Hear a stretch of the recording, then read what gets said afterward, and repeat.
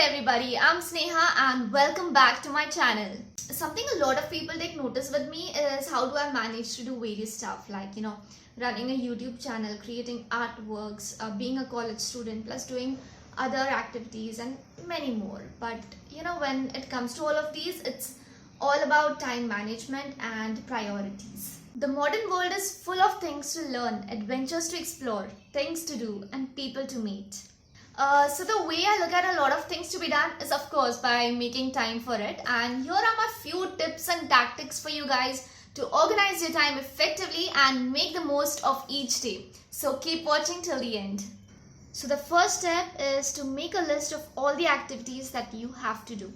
So for this, make two lists. Number one is the non-negotiable list. So these are the activities that you have to do compulsory, which mostly includes your school, college, work, paying bills and stuff like that. So I mean the mandatory tasks. The second list would be of negotiable activities. It includes things that you wanted to be done in your ideal life. For example, learning a new skill, maybe exercising or meditating or even exploring to a new place. Like it could be anything. Now once that you have done with the list, the second step is to plan. Now all you have to do is just incorporate those activities from your list into a planner. You could do like yearly, monthly, weekly and daily goals. Now what I do is just plan my yearly goals in a rough manner, like not strict, it's just very roughly. Now what I like doing at the beginning of the year is just to plan out my year, like in this month this blah blah. Again, it's not very strict, it's very rough idea, but then comes my planner, which I am truly obsessed with. It's compact and it's really simple. I'll show you its format. Okay, so it has like this an overview of the whole month, plus it has the daily pages where I write down my to-do list, and it just makes my life way too easier. Also, here's a quote: execution is more important than planning. Now moving on to number 3, which is very important, that is to cut down distractions. Now have you taken a note of this? We are living in an age where distraction is becoming an epidemic, while focus is becoming increasingly rare. We all know what it's like to engage in distractions. We watch television for too long, chat and scroll through our social media feeds for no specific reason, hang out with friends for too long, and so on. And at the end, wonder how fast time flies, and often complain of not having enough time. So it's our responsibility to live attentively, intentionally in a world full of distractions. So yeah, detect your distractors and get started. Which brings me to number 4, that is no multitasking. Now tell me honestly, how many of you all have done this? You are watching a YouTube video while writing your email or completing your homework, and suddenly there's a chat notification on your screen. You respond to that message, you scroll your Insta feed after that, and pretty soon 30 minutes have passed by and you realize you have to write down your email or homework, and you forget what it was all about.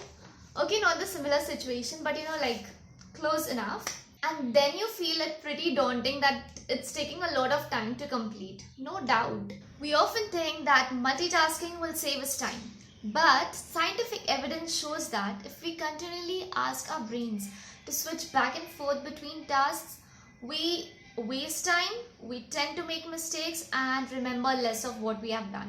Our brains can take in millions of bits of information, but it can only process a few dozens per second. So my advice would be to concentrate on a single task, as it will help you feel calm and in control of the task at hand. It will increase your attention power, it will increase your creativity, and yeah, you will less likely make any mistake.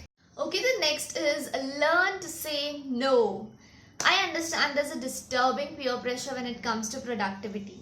When you have planned a schedule for your task, remember to follow it without deviating at any cost. By saying no is an incredibly efficient way that will benefit your goal and your general well-being. Now saying no may make you feel anxious or guilty at first because we somewhere fear of being disliked, being criticized, or risking friendships. But in reality, it's a fast track to being more productive, prioritizing your needs, and determining appropriate boundaries.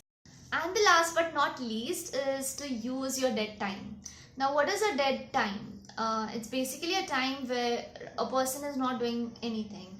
Like, for example, the time spent when we are waiting for someone, or when we are traveling to a certain destination, or maybe even driving or doing some kind of mundane task. Now, during this dead time, what you can do is listen to podcasts and audiobooks.